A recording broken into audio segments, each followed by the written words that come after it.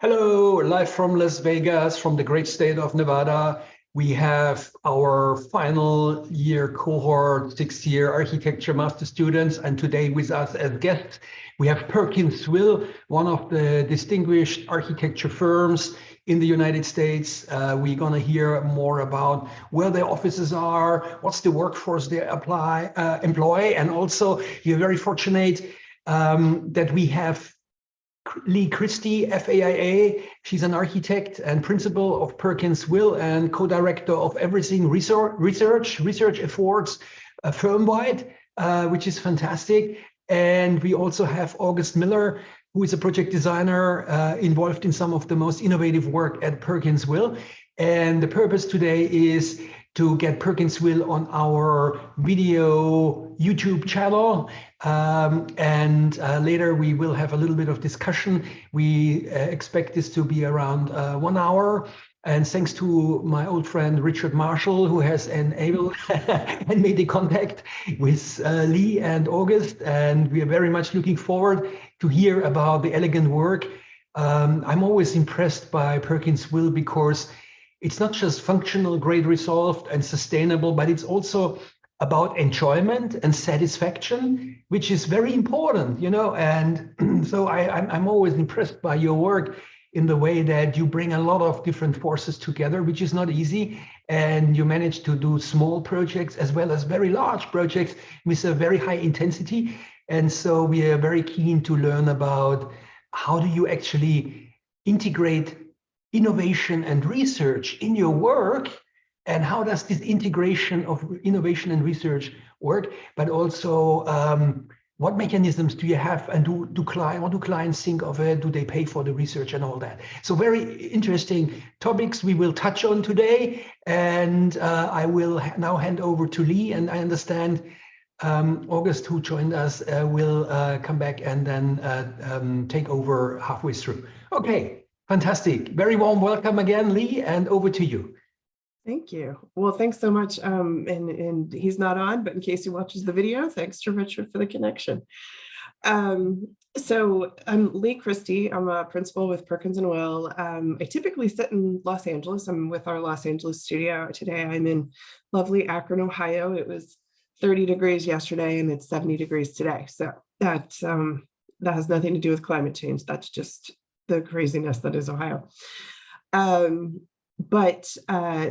to Stefan's point, I'll talk a little bit about Perkins+Will, but if we can answer in the Q&A. I think the big thing that we'll focus on today is I'll give an overview of kind of how and why we take research really seriously, and some of the mechanisms that we have within our firm to do so. And then August has joined us, and so he will do a little bit of a deep dive into one project that sort of came out of that structure, or actually he inserted the project into it, and then we've actually been using it on projects themselves. So we will get to that in a minute, and I will start by sharing my. I think I need permission to share my screen. There we go. It should be okay now. Okay, great. And let me close this. And okay. You know, one of my first comments is about how technology is changing, and yet this is not that hard. All right, here we go. I will share this. We will move to here. Don't look ahead. Okay, here we go. So basically, the prompt that Stefan sent over was about basically environmental methods of sustainable design, and a whole riff on that. So focused on research integration, Perkins+Will, if you don't know us, is a global design firm, architecture, urban design, landscape, brand environments, interiors, a whole slew of things. We're about 2,600 people, I believe, at the moment, and I think we have 26 offices. Sometimes we shift around a little bit, but we're in that ballpark. And one thing that I appreciate about the firm, I have been here 18 years, which is slightly hard to believe. Not because it's been bad, but just because that means I'm old. But one thing that really keeps me here is the values that the firm runs on. And it's very important to kind of the ethos of the projects that we choose and then how we choose to approach them. So from design excellence through social equity and inclusion, well-being, social purpose, sustainability, and resilience, you'll see the seventh one is research. And that is really to help support all the rest of it. One of the things that I like to say about research is, at least for us, it's trying to marry the rigor of academia, which can take quite a bit of a long time to develop, but give it more depth than maybe some things that are just occurring out in the private sector, to try to balance those, to time them out with our projects. So as I said, multiple offices. We really call them local studios and World Lab. And this is you know, not a tough, it's a tough nut to crack, kind of information sharing when everything is moving so quickly. But actually comparing across geographies is incredibly helpful. And it also allows different experiences to come to the table, different viewpoints. Our research group and researchers are spread throughout that globe. And so that's very much local studios react to their context and their geographies, but we have the benefit of maybe not picking up the phone anymore, but maybe Teams chatting our colleagues in Shanghai and Copenhagen to see how they've been dealing with certain things, and vice versa.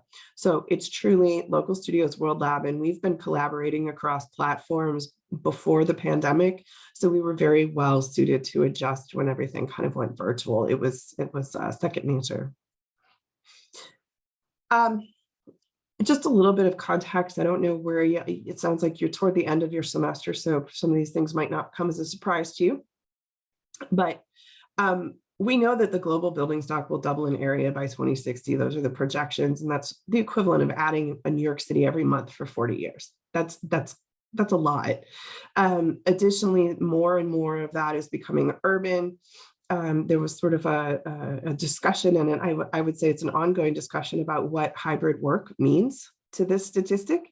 But I don't think anyone is questioning the fact of we are going to be building quite a bit, and what is the responsibility of us as architects to kind of support what we're building and how we're building, if what we have been building in the ways that we have been building for the last several decades / 100 years have gotten us into the position of climate change that we're in.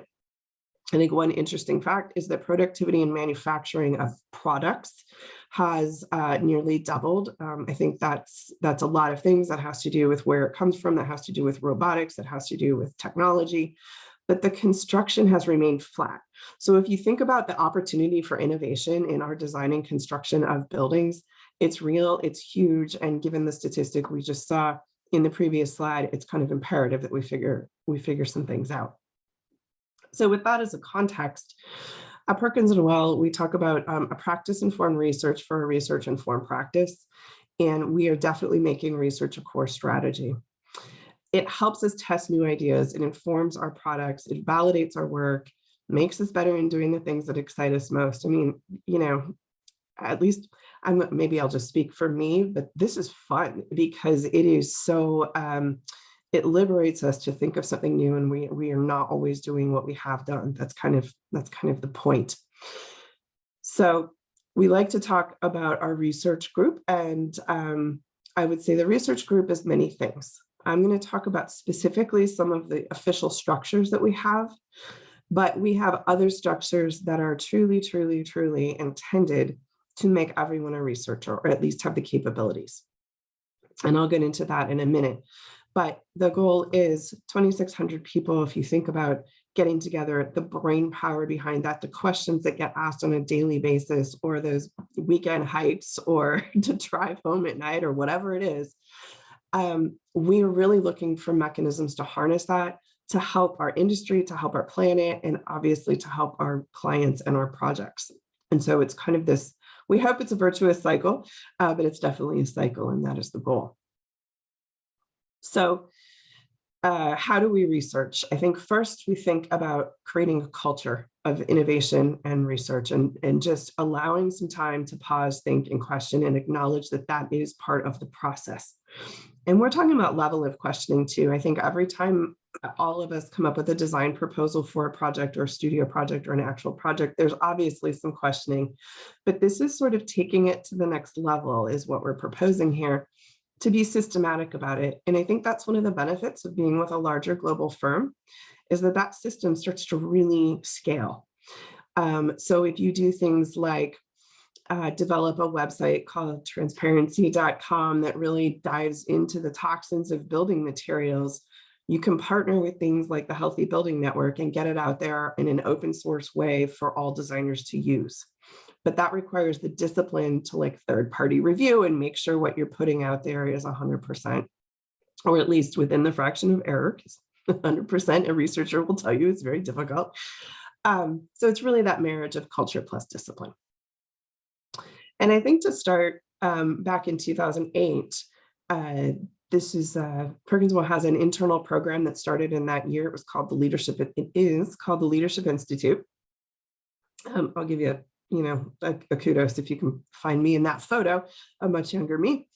But the question at the time was, how do you create that culture of innovation? And so this group of 15 of us, who at the time Perkins+Will was about 1,500, we got together, and it was really a year-long program looking at engaging with what it means to lead and with where the future of our profession and our firm is going. So this was the question posed to us. And the inspiration that we looked to as a group were a series of things. If you're not familiar with Lockheed Martin's Skunk Works program, some really innovative things came out of that, sort of an R&D, but the model of that was sequestered off to the side. And if it's about creating a culture of innovation, you want everyone to be able to ask and explore. So while we appreciated that model, that is not what we used. We did look at Google's 20% time, where it was 20% of your time given over to think about next, to think about strategies, to question. I don't know if anyone's told you all this, but the profit margins with architecture and design firms are maybe not what Google is. So 20% might be a little high, but let's look at what we can do with something like Kiva's microfinancing model. And so we took that all together and we came up with this mission statement for the program that rolled out in 2010, and I still co-run it today. The Innovation Incubator will foster, through micro grants of money and time, a culture of innovation, creativity, and experimentation by supporting small research projects proposed by individuals. So if you think of it, it's kind of the democratization of research to a certain extent within the firm. So this program has been going on for 12 years. We've had 25 calls for entry. Actually, I think 26. I think we're in one right now. So this might be our 26th. 23 of our 26 studios have participated. We're always looking to round that out. And we've awarded 309 projects out of 836 applications. So that's about a 1 in 3 chance. So, we do have a budget, but we really try to award as much as possible and keep the superstructure of the program really simple so that the incubators themselves can tackle it. And what you're seeing here are just a snapshot from our repository.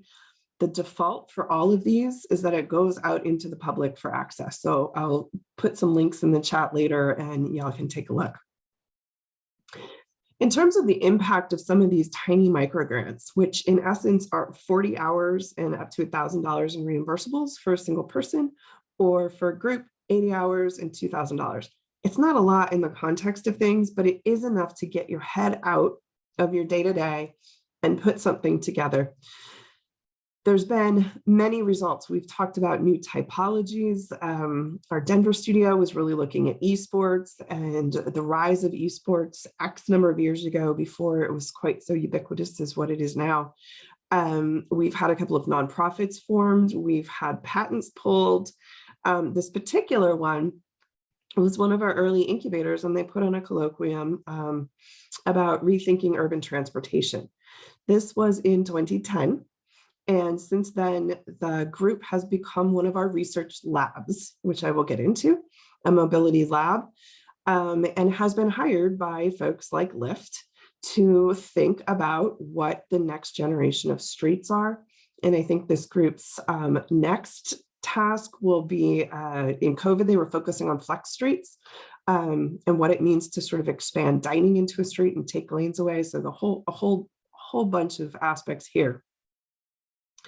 But I think one of the key things that we looked at is, while we do these call for entries twice a year, they're really pie in the sky questions that can come through, or very incremental change.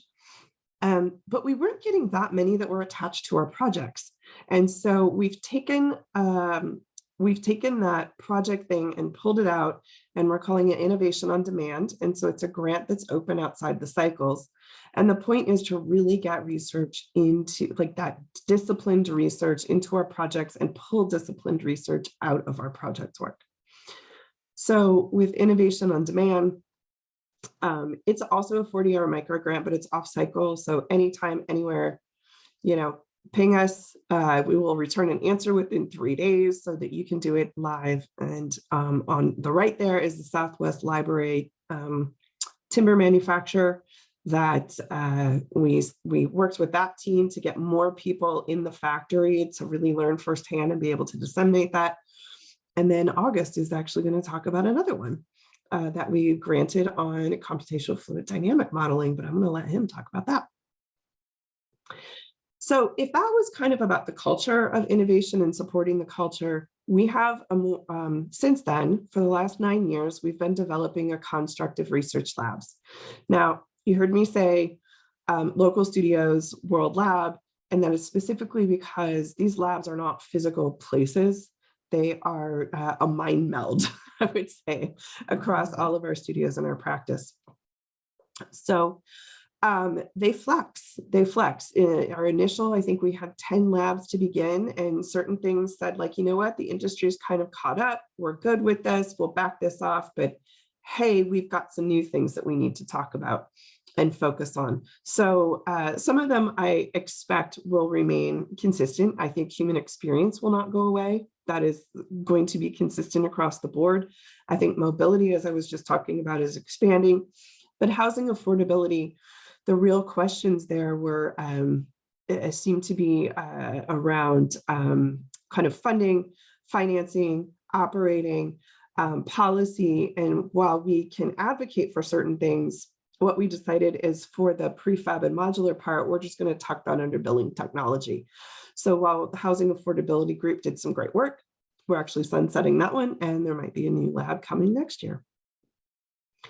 But when we talk about the research group, we do talk about an ecosystem, and that is because the group that you see here are kind of the faces and the co-leaders of these labs that I've just mentioned, and I'll go in a little bit more detail after.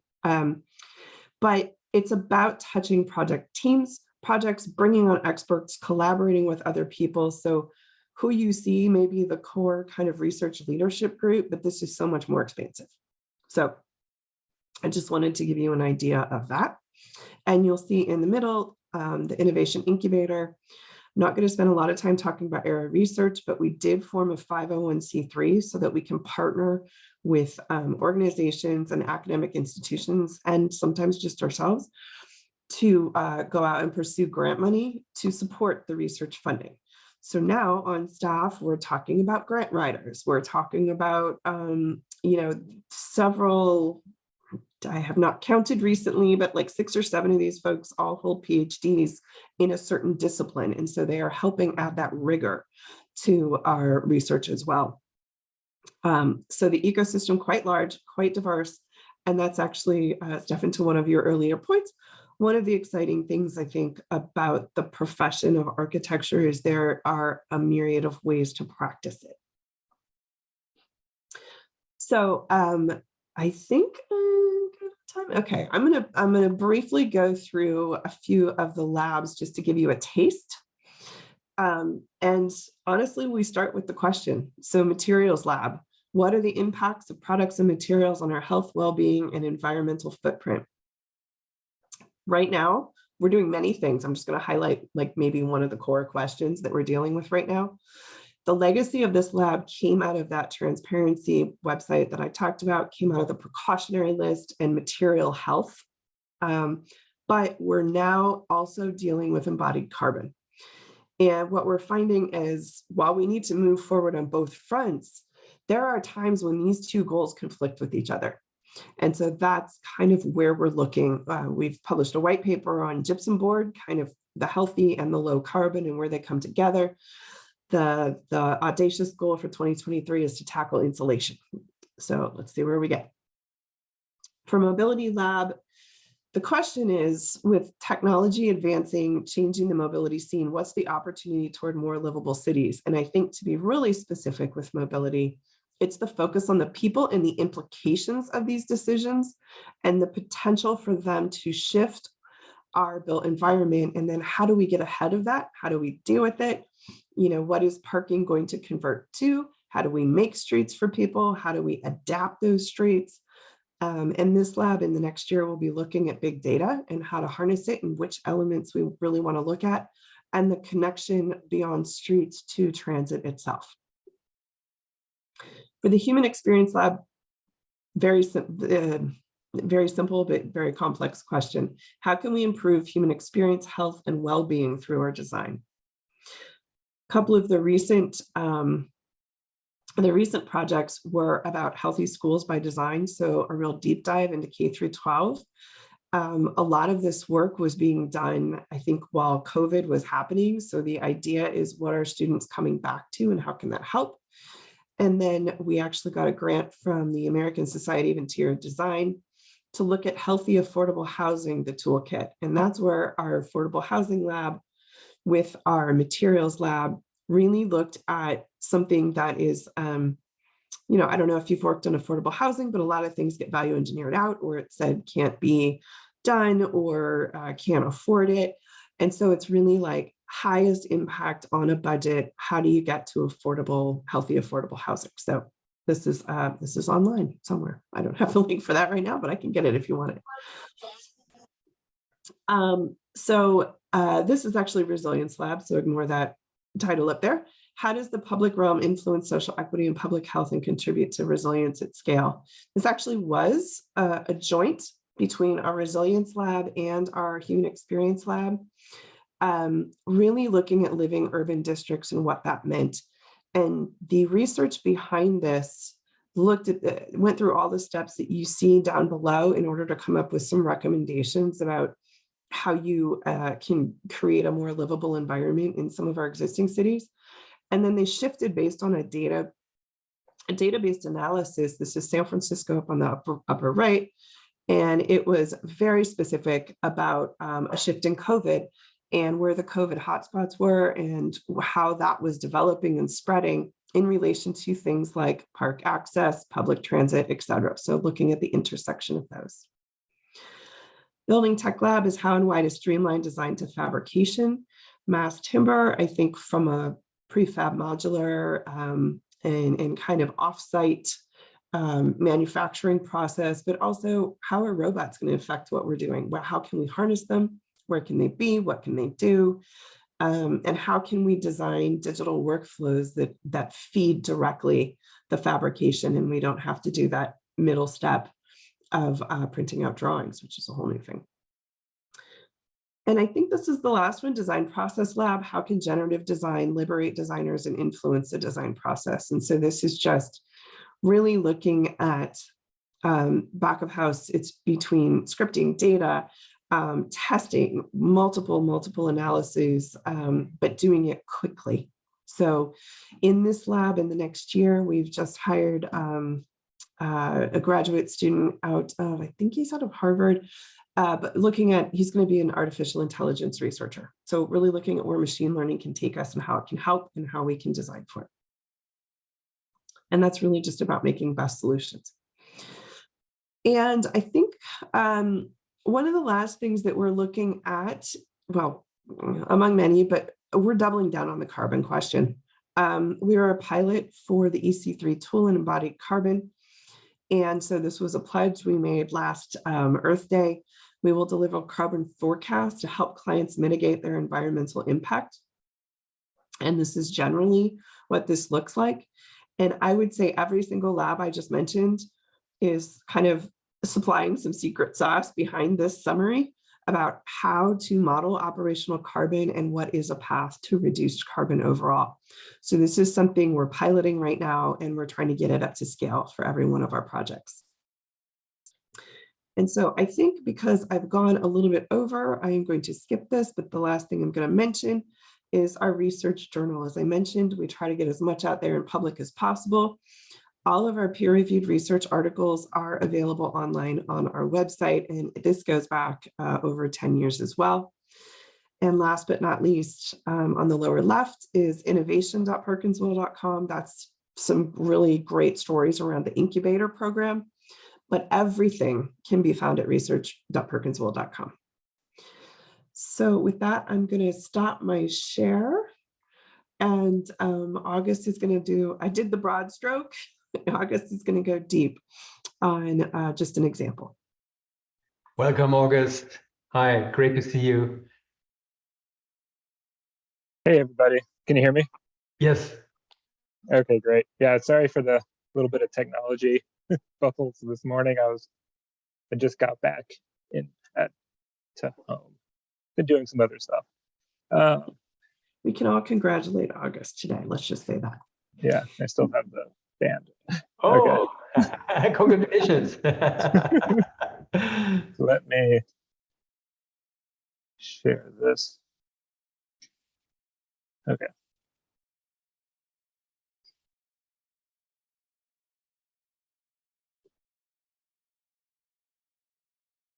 One minute. Full screen. Okay.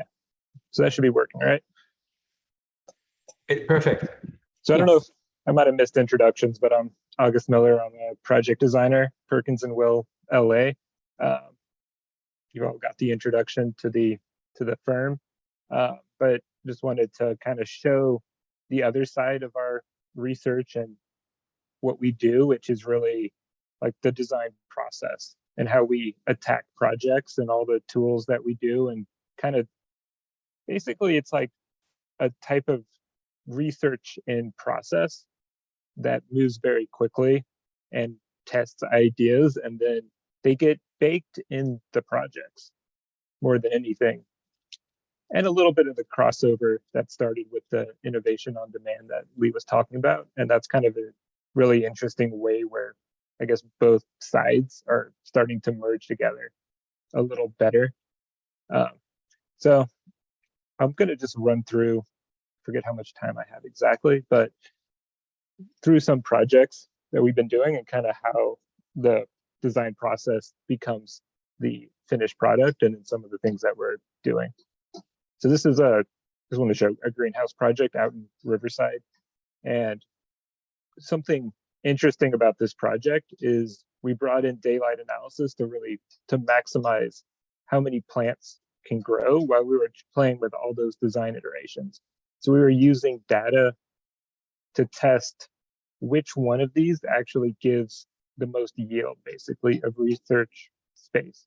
So we tested a whole bunch of different ideas and we got to that bottom example. And this was just live on a project. And this informed what we did and what we presented to the client and really proved out getting the final design, which was this. Another part of this, I'm going to try to talk quickly. So I have like 1,000 slides and I apologize. What we did on this as well is this is kind of we direct link, we do our own renderings. So while we're designing, we're rendering. So a lot of times we're sending like daily batch renders. And so we can see constant iterations, constant design changes. And this happens through the whole process. It's not just like the beginning SD or competition or the concept. I mean, we're still testing things into CDs. And I remember on this project testing things in construction because questions pop up, like the shape of the fans popped up late because we don't design fans, but we help pick them out, right? And we want to see some of those things. Can I just ask you on that? Are you using Revit on that? It's Revit, Rhino, and 3ds Max is kind of this mash on this project, and that's kind of what I want to show with a couple of slides real quick. Is this is the Rhino model of the project. It's a little bare bones and dumb. Here you can see that. That's it. It's just kind of this simple model, grasshoppered to hell to add all the detail that eventually gets fed into then both Revit, which we've been developing a lot more. A lot more of the documentation is actually happening in Rhino, which is really cool. Rhino Inside's the latest thing. So if you want to learn something cool, you should focus on that one. And then this also feeds into the Max model. So that's what I mean. So it's kind of this constant, you make little changes to this base, really dumb model. Things change, you know, heights go up. Reality comes in with how big concrete that band is, things like that. And then basically real time, the renderings, we just keep updating, and we're doing these in-house. These aren't like farmed out. So that's kind of the whole process. A little bit of a nutshell. Here's the Revit as well, to just get all that detail in without somebody sitting there, you know, modeling each little mullion. I mean, this team was basically, you know, 3 people, maybe 4 people. It's not a big team for a lot of detail, moving very quickly. And then it was, of course, under construction and eventually built. Well, and this was a design build project too, right? Yep. So yeah, there was engineers, contractors from day one. So we were showing these renderings. So a lot of the process was with them to be like, this is what it needs to look like. This is what the university's looking for. What can we do? How do we make this work? And then basically just really tight circles of that for several months. And then the design's done. We build it. A couple more shots. So you can see. So moving on, this is a affordable housing project, which one of the unique things on this is it's affordable housing that has these curves, right? It's these amorphous shapes, which you usually don't see with affordable housing for many reasons. One of the big ones typically is that it takes a lot of time for us to draw all of this. So there's a lot of steps to this. I'm going to jump around. I'm a little sleep deprived. So we tested a lot of these in concept. One of the big things with kind of talking about this process is that it gives us more time to design. So when you don't have to back end everything and then you end up scrunching design because you need to get drawings out, you need to get your SD drawings out, all these stages, it lets us design longer because we know on the back end we can keep updating and we're not going to spend days and weeks drawing like every little window. And I'll show you all that in a moment. Okay, so, you know, irregular shapes take some time. We have real constraints on this project. It's a very much real project. It's in construction. The units are based on funding. So the units have to be a certain square footage. They have to hit certain requirements. They all do, right? So this was the basic script to setting these sizes of rooms up to get it started. So you can see just scripts to get the unit count going. There's 4 different unit counts in this thing too. So complexity on complexity is a little bit of the story. And so you can see here how it builds this. And this is, you know, a 1-second script. So you're shaping the massings, you're shaping the units, you're seeing the live unit count, you're making it all math out while you're doing basically the design massing. You can see here renderings of the final product. Quick aerial shot. There's a few things interesting about this is everything you're seeing here is almost all scripted in Grasshopper and then brought into Revit, except for the planters. The whole facade is all modeled and built Rhino Grasshopper, brought into Revit. We even scripted the vines as well, which I'll show you that to kind of get this whole facade programmed with all these constraints.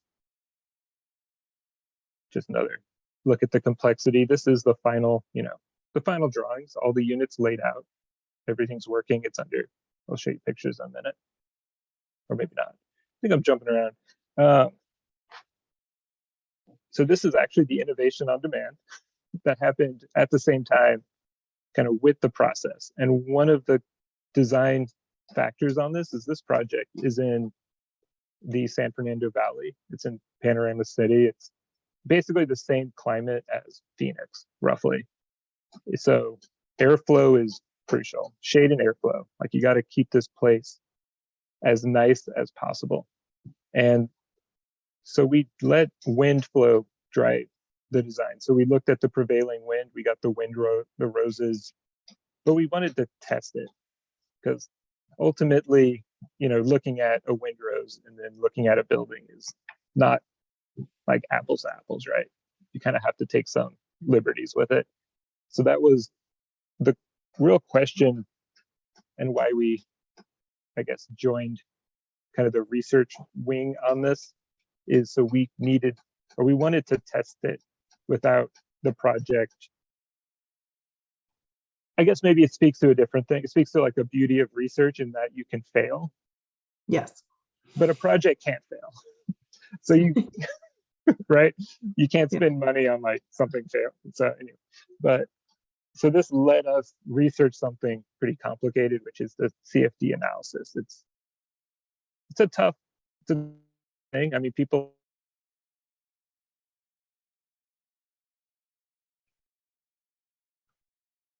August, I think you're breaking up.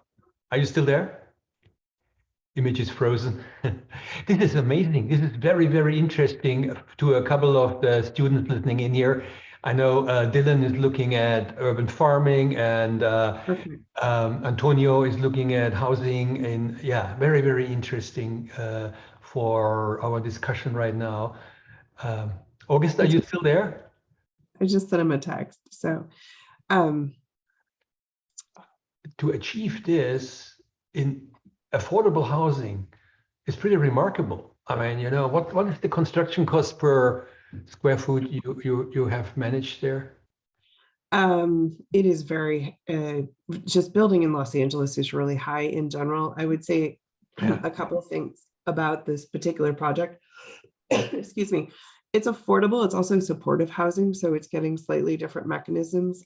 Some of the ground floor spaces are shells, so we're actually doing a pro bono project with a local clinic to kind of go back in there. So they had to be really strategic about how all of this was done. I do know that we actually won a competition for this project, and that after winning the competition, I think the site like densified by 2. And so that was where, you know, when the pro formas are running in parallel with kind of design live. Hey, I'm filibustering, August. Thanks. But I was talking about, didn't this, like, the units like double in size after we won the competition or something to that effect? They did. They actually changed size a couple times, and you know, we ran there was a lot of those massing options that we had showed in the beginning. Oh, we lost you again, August. Oh, now you're back. Now you're back. Okay. Do you want to go back in your PowerPoint where we stopped? Yeah, I can share again. Very, very interesting to all of us. And this is such an amazing project, this affordable housing project. Very well done. Thank you. Let me. Where in Los Angeles is it? It's in the valley, like San Fernando Valley. Okay. Yeah, it's hot. It's a very hot. It's a hot bowl. Yeah, I think I mentioned when we did, you know, we know it's hot, but I was kind of curious at what exactly is the comparison, and the closest like temperature range was Phoenix, or like that was just out of a hat. It was like, wow, okay, yeah, it's hot. So, yeah, and I can step back too. I think Leigh, you were just mentioning this tool, you know, which was just a dumb tool, just kind of sorting areas by which room and then doing the math quickly. A lot of this was brought up because the unit count kept shifting, because, you know, it's not a set process on a lot of these affordable housing projects. It's construction going through now.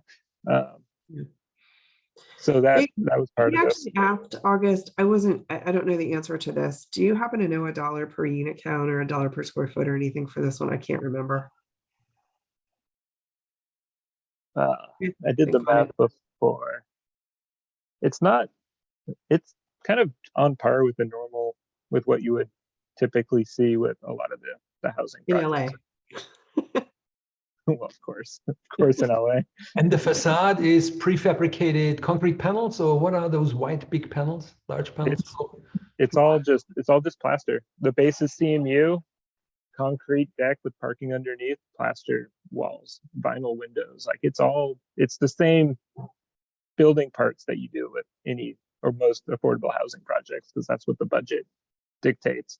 The things that we, added, of course, were the shape of the buildings, the shape of the vines coming up, the shape of the planters. That's what we could control and really push.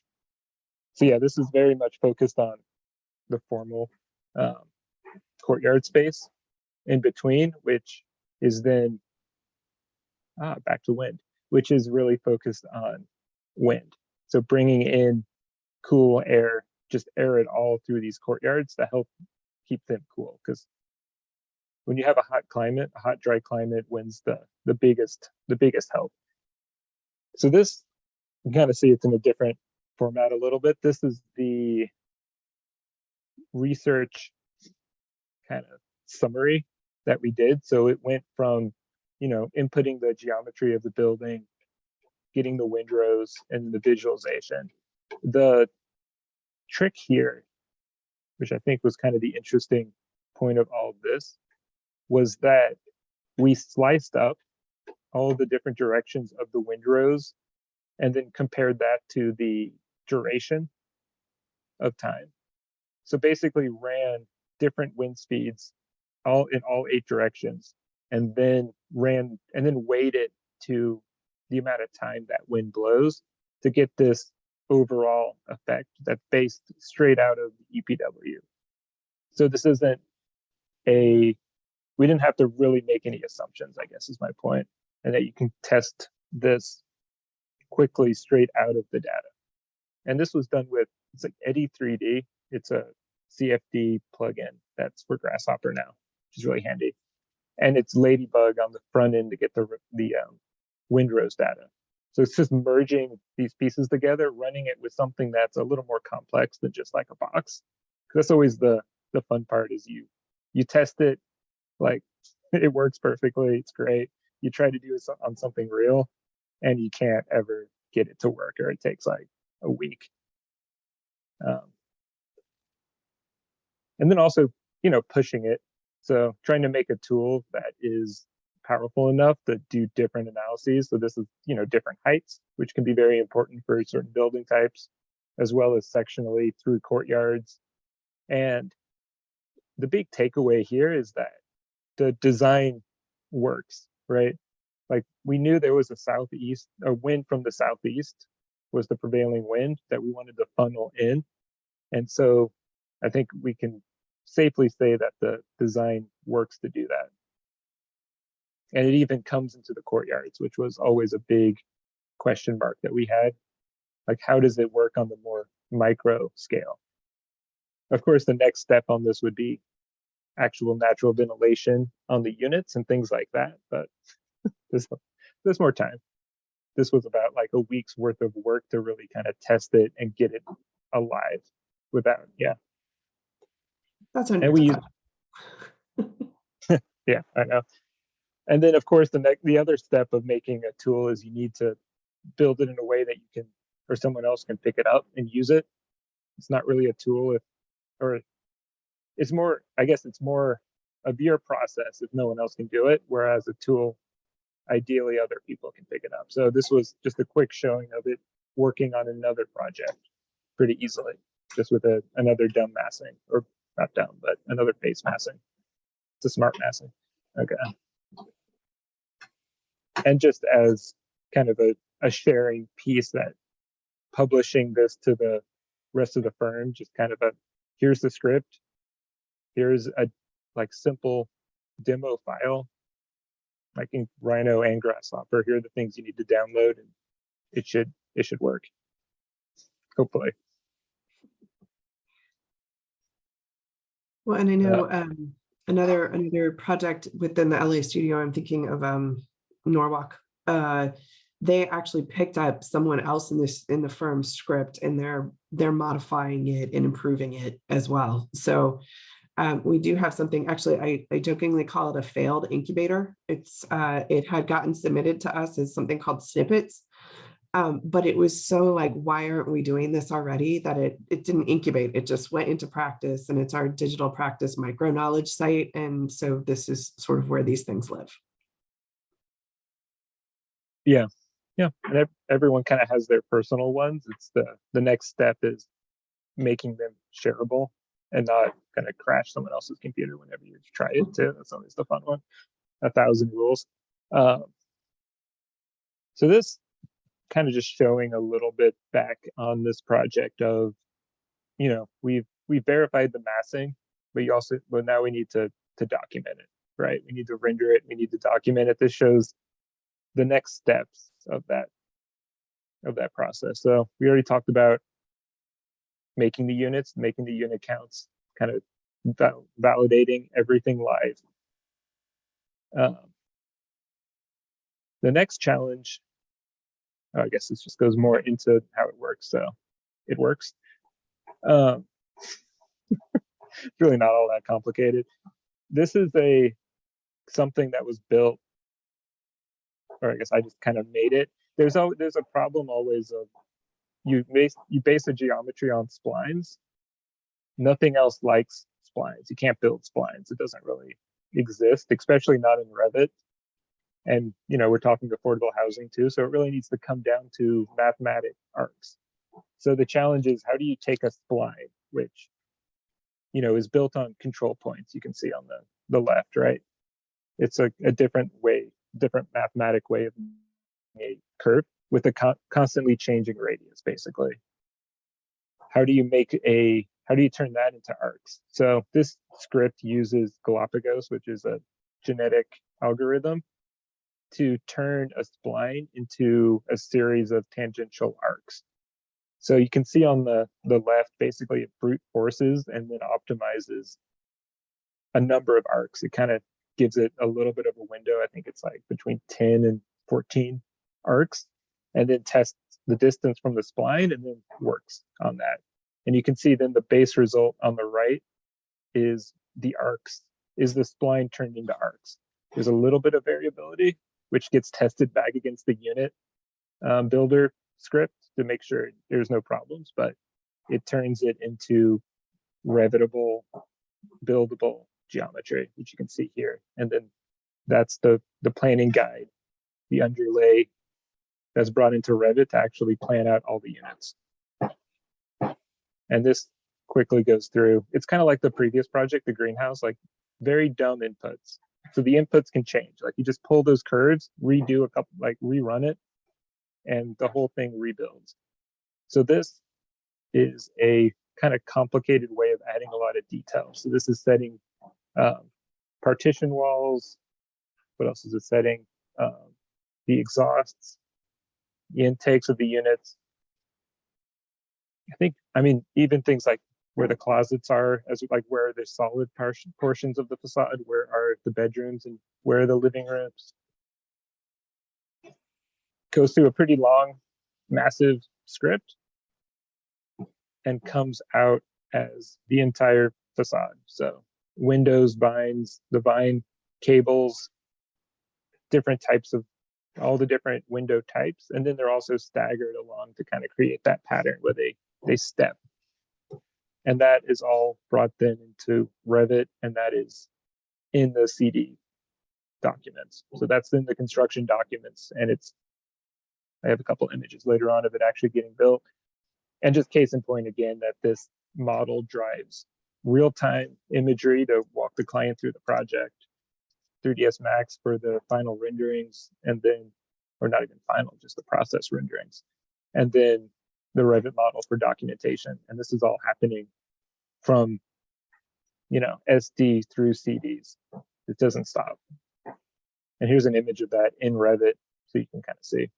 It also tags the windows too. That was kind of a key thing of being lazy on my end, because I don't think anyone should spend that much time tagging individual windows like that. So these are all tagged in. Basically, it sends over the tags as CAD files into Revit. It's a little kind of hacks it a little bit. It's not ideal in some ways, but it works really well. And then this is the project under construction. So you can see those window openings and see the curves going up. A couple more shots where you can just see it coming together.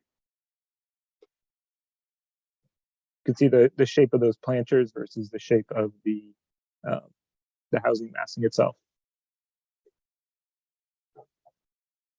Yeah, these are all, it's all built from that original grasshopper model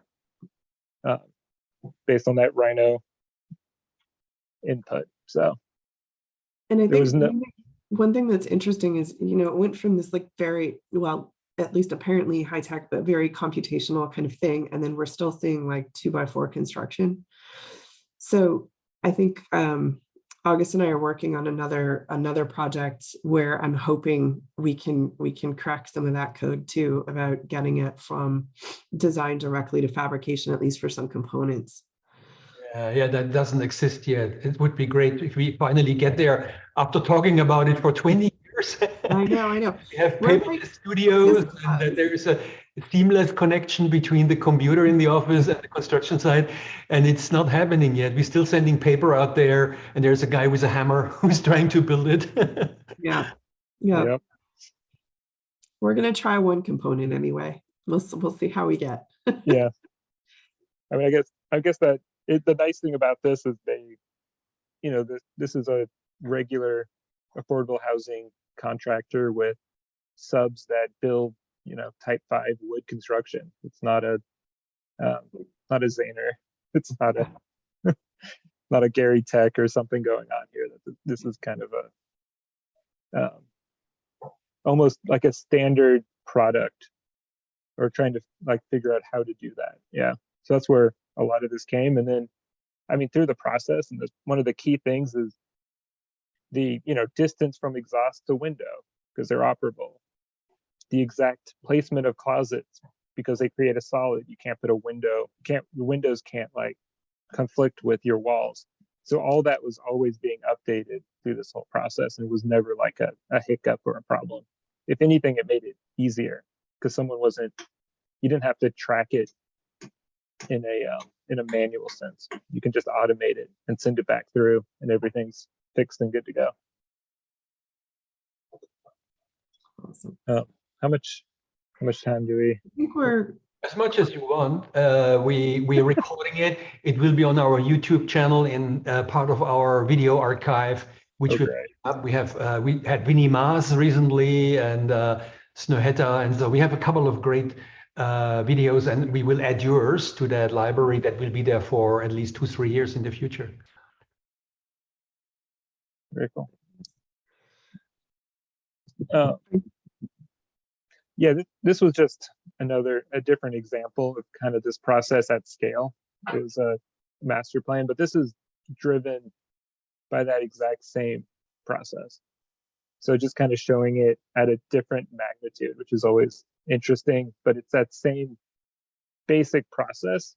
That means that you change this very simple base geometry, base rules, and it changes the entire logic all the way down, from the column grids to the facade modules to the facade itself. Is this a university campus, or what are we looking at here? Where is it? This is a competition entry that sadly we did not win, but it's always it's a good showcase of this process, just enlarging to really a massive project. And you can see just kind of a little bit of the scale of this, and it was driven by the exact same workflow, and then of course little last minute changes, because that's how competitions always go. So not ever, well, at some point it has to be baked, but baking at the last possible moment. That was for China, or? Yeah. You can tell. It's interesting how architecture firms keep creating competitions, and not every time you can win.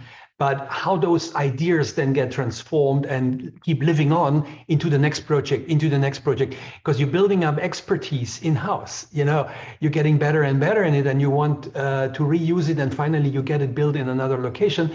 But you know how those ideas get harnessed and developed for other projects in the future. It's a very interesting process to understand and to study, I think. Yeah, great. Yeah, and we can like taking some of those like smaller little processes, like the window tag one. I didn't have an image of that, but that was something I did on a different project to tag copper panels like on an entire facade. So like I think there were 6 different types of panels, and there were like 1,000 panels. So I, used Grasshopper to panel all of them in elevations and just manage Revit CAD imports. So you can it keeps going, I guess. You keep revisiting things and you keep developing things. Are there any questions or? It was awesome, August. I have a question in regards to the design process. So it sounds like the scripting is where a lot of the logic and the design takes place, like distances from exhaust ports to windows, openings, the sizes, the heights. When you bake it and then import it into Revit, is that do you have to rebuild it with Revit tools like walls and then like windows? You say you have the window tags kind of imported directly, so you don't have to spend like a day tagging windows. Do you have to rebuild everything that was baked from Grasshopper in Revit, or is it just like quickly inserted? And so the housing project I just showed, that was all the kind of the white line model images were straight out of Revit, like straight from the linking process. It used conveyor, which I think we've moved to Rhino Inside as kind of the next tool.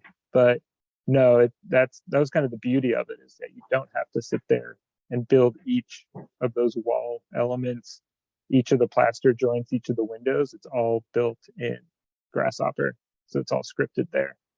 Like I think technically, the walls were built basically like wall by face in Revit from that import process. So it wasn't anything manual there. And then the windows were actually composite storefront windows, technically, if you like in Revit logic. Mhm. But they look like windows and they get tagged like windows. So they're windows, right? That's kind of the beauty of that. Awesome. Yeah, I think just coming back to the research that we discussed earlier, Leigh, it seems like there are 3 big strands at the moment. One is emerging materials. The second one is really seriously looking into embodied carbon and carbon forecasts. And London has already legislation, and California is introducing legislation that for projects in future you will have upfront to say what's the embodied carbon. And the third one I would think is the big topic of mobility. Mobility, public space, walkability, all this that includes that. And these seem to be 3 big research strands that are dominating at the moment in many places. Would you agree, or did I forget one? Maybe there are. I think generally I would agree, and the first 2 might be closer than you think. I think one of the questions about embodied carbon is when we talk about new materials, some of that is old materials. It's rethinking about the way that we view what's here already. It's sort of the next frontier. I mean, when I was just leading a panel this morning for UNLV, and we were talking about the decarbonization of Los Angeles. And the biggest question is to decarbonization is we got a lot of buildings already. Like, yes, we're building, 40 New Yorks and that, but we kind of have solutions for that.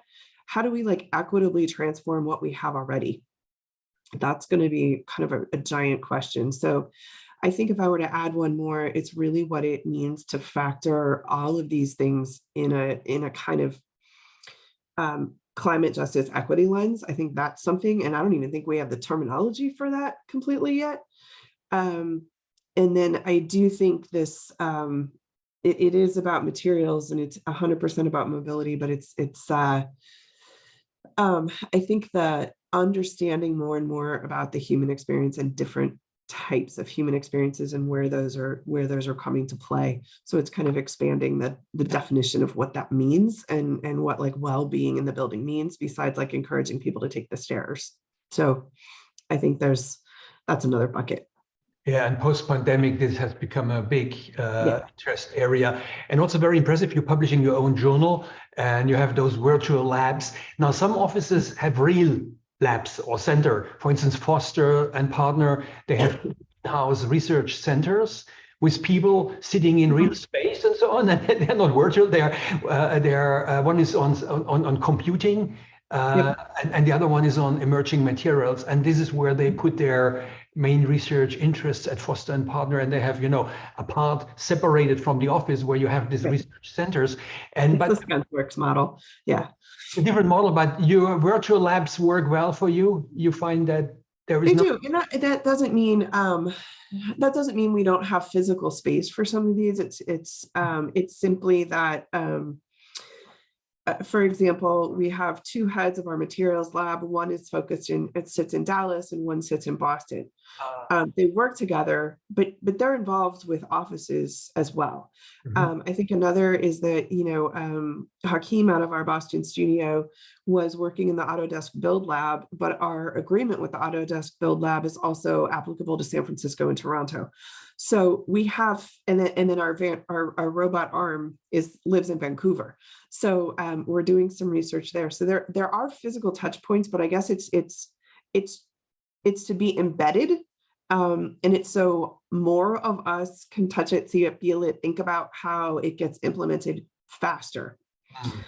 So speed is an important component. Now, I wanted to ask you, I know Leigh has to go to another meeting soon. I wanted to ask you both, can you talk a little bit about your own story? Now we are talking to students, 10 students that will be joining the workforce, the profession in May, the final year Master of Architecture students. And you said earlier, Leigh, there are many ways to be an architect today. It used to be maybe less diverse 20, 30 years ago than it is now. Can you both talk a little bit about your own narrative, your story, how you got there where you are, and what recommendations would you give to the students to join the profession? You want to start, August? I already like took a dip my toe in this earlier. So. Oh, you did? Oh, great. Yeah. It's a tough. Okay. I mean, personally, I guess it's starting there. I interned at a lot of different places. Like I guess early on in my career, like worked at several different firms, like all over the place, like all over the country, and couple, like one abroad at least. And it just kind of gives you a lot of different, one is experiences, but also another one is just a lot of different views of how people work and how different teams work and how people work together, how people talk. So it kind of gives you all these different models of work and communication, and you pick up different little pieces along the way. Like I was scripting like facades a long time ago based on it being kind of this need for the project and people not really knowing what scripting was exactly, and me doing it very like poorly, but from in now's perspective, but still doing it, still studying it, like experimenting with it, which I guess is the second half of the whole thing. Is I guess really should always focus on, I guess maybe it's always like the process, how you design, how you think about things, and how you do things. And it's always evolving, it's always changing. Just because you do something like 5 times in a row doesn't mean you have to do it the exact same way. Maybe there's ways to automate it, or maybe there's ways to think about it a little differently. And I think that curiosity and investigation leads to more. So it's just kind of this constant questioning, personal work. I think that's consistent. Am I rambling? No, I mean, the curiosity, it's, I'm similar to August in that I worked at a series of places, small firms mostly. So I went to undergraduate in architecture, but then I went and worked for a while because I wasn't 100% certain that, that was what I wanted to do. I mean, at one point I was like, I'm going to be a marine biologist. I'm going to be a journalist. I was all over the place. I was going to be in astrophysics until I actually took astrophysics, and that is not my forte. But there was this, there's certain things you want to do and an impact you want to make. And at the same time, you get to be creative while doing it, and you get to be curious. And I think the biggest thing when, I talk to like high school students or college students, and they're even thinking about touching architecture, I'm like, well, here's the thing, you will never be bored. Like, it will not be boring. There's always something new to tap into. So then at Berkeley, also architecture degree, but I worked for a furniture maker for a while. I wrote for a while. I taught for a while, some on top of regular jobs and some at the same time, but worked mostly at small firms. And so Perkins+Will was my first large firm. And so part of my commentary that I've been here for 18 years is because I was like, I don't know that a big firm is going to resonate with me. I'm too curious and nosy and all this other stuff. But I think we joke about ourselves as the largest small firm, and I think there's a little bit of that to it. And so I do think that's contributing to the fact that when I say we have no like single separate place over here for research, because we realize, like August is researching in real time, and that's sort of the level of curiosity that we really want and need to do all the things that we, not as a firm, but just as a world, want to do. So I don't know if that answered any questions, but there you have it. And if you would be asked to give a couple of short recommendations to our graduating students, what would you say? Never give up. Usually what comes there, but what are other, can you share your wisdom?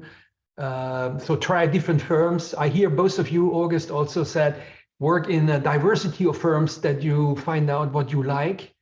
Different processes, learn about different processes. I mean, I think that I'm just going to speak for August. No, I'm kidding. I'm not going to speak for August, but I think that for me, what has surprised me about working with this particular firm is that I was able to explore a lot of different ways to work within it. That's not always the case. So yes, I did work at a series of small, I tried, in the beginning, I was thinking about project types. I was thinking about scale of project types. And, when I started out, I was doing single family houses and tenant improvements in restaurants, and I knew every single detail, like every detail, that corner over there, that thing over there. I think as I'm scaling up, sometimes it makes me a little nervous that I don't know every single detail, but someone does. And that's the sort of important thing, right? Like someone on my team knows that. So I think maybe one piece of advice is just because a road isn't created doesn't mean it shouldn't be, or maybe I should be more mobility responsible with this. Just because a multimodal bike path isn't created doesn't mean there shouldn't be one there. So I think that's when I say there's a myriad of ways to participate in the profession now. I think that is, I hope, a little clearer now than it was when I started practicing 25 years ago, and I didn't even know urban design was a thing. I just, I kind of figured out later, like, I would really like to do this. I didn't know that was a thing. So I think there's that. And I think the other thing is that, yes, of course, be determined, but also be open. I think, the more we can balance the talking and the knowing and the doing with the listening and the questioning, I think you kind of hit a sweet spot in the middle. Very good, very good. August, did you want to add anything to that from your? That was pretty good. I think maybe it's kind of just a little bit on the kind of a place that lets you be curious is also a place that and it could be interested in a whole wide range of things. It's not just, we're talking about process and research right now, but there's a whole tons of versions of that and everything. But, you know, it's just one example. Like there might have been a little bit of stress and sweat about doing a whole project in Grasshopper without any like manual way to do it. Kind of this, but that wasn't really ever questioned. It was just like, this is how we do this project, or this is how. Yeah. And we didn't, yeah, you don't go into it necessarily even knowing that this will work. You just know that you can figure it out, or you will. You're on the line. Yeah, good comments. I know there is a student, Bijan. He wants to ask something. Bijan, are you ready to ask your question? Yeah, I just wanted to thank you both. It's fascinating. I did have a question. I know you're trying to push the idea of prefabrication and to maybe have that become more easily available for you in your projects. But I was wondering about like future demolition. You know, I know you do great work, but at some point, you know, decades down the road, these buildings might come down. I was just wondering if there's a thought about disassembly. You know, even if you can't make something prefabricated, is there ever been a discussion about maybe how these things would disassemble in the future and be able to be broken down as far as that goes? Yes. And, you know, I'm not going to say, I think we would all agree we want to be further along with that conversation than we are. But there's a few efforts. So once you start talking about embodied carbon, then all of a sudden you start to see like everything in our built environment as a certain value and a certain reuse potential, which is sort of a shortcut. But then you realize what hasn't been done or why it can't be. And so we're seeing a couple of things. There's a let's call it a manufacturer that's coming out of the Bay Area who has been using robots and sort of computer driven, like it's not parametric, but it's sort of like digital processes to take salvaged lumber and extract all the metal pieces out of it, and not like one by one, but sort of as an extraction to make them viable for structural, because that's been one of the biggest hindrances. At the same time, in our DC studio, they do a lot of interiors, and our London studio does a lot of interiors as well. And they are 100% in. They are contacting manufacturers. Like, you know, we're all vetting on the precautionary list, but I think some of our practices are ahead of the game in terms of saying, okay, what happens at end of life? How can we reuse this? Do you recycle it? We're going to spec your product because you do and not you don't. So I think we're getting into those, and that the circular economies are going to be a really big focus for 2023, especially when we start thinking about that carbon forecast I talked about. When you think about that snapshot is overly simplistic for all of the stuff that has to go into it. And disassembly is definitely part of it. In terms of the prefab thing, I think part of it is advocating, but advocating where it makes sense. I think really it's trying to understand where it makes sense truly. We're doing a housing project here with prefab units, but we've also done a Girl Scout camp with prefab panels, and we've done with other components. And so it's what's right for the project, for install, for intrusion on neighbors, and for end of life, or hopefully not end of life. That's the point, right? So yeah, I think it's you're right on in terms of that being where we need to beef up. So do you feel like the next phase is a hybrid approach, you know, where components will be prefabricated before we can do the whole building that way? Or do you even believe that that's the goal, to do an entire building that way? That's a good question. We one of our last incubators, they just turned in their thing last week, Innovation on Demand. They're working with a client in North Carolina to explore a 3D printed bridge. There's a lot of potential 3D printed bridge out there, but they were, you know, in-house, just like what are the components? What are the responsible components? How does it get done? I don't know that I know enough to say it's going to be all or nothing. And I usually hedge my bets because there's so many localized contexts. But I would say that I feel like more and more of the building components, whether we call them prefab or we call them panelized, are part inherent in part of that process. It's sort of how big of a chunk of a building and what elements we're talking about. But engineered lumber, mass timber, CLT, that's all sort of done and then brought out to a certain extent, right? More so, even some more so than steel, quite a bit. So I think we're moving in that direction, but I don't. Now I'm going to go on a total tangent, but I'm going to try to keep it short. One of the, I think one of the things that we haven't talked about today, but we are starting to look at is the procurement and supply and manufacturing process. And that has to do with where supplies are coming from. Can you get enough mass timber in Los Angeles right now? Additionally, where did it come from to begin with? What's the carbon in that, et cetera, et cetera. Then you have to take in kind of the construction force and how quickly they can come up to speed and how quickly factories can come online.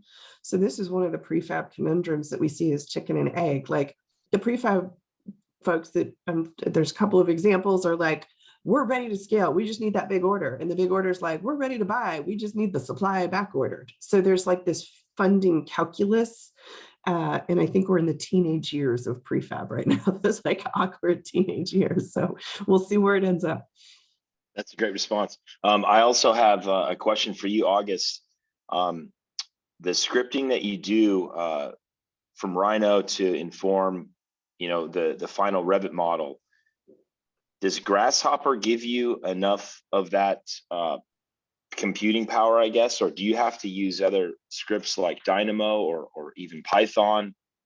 I just was wondering if you're able to do everything with plugins from Grasshopper, or if you expand and you doing heavier scripts.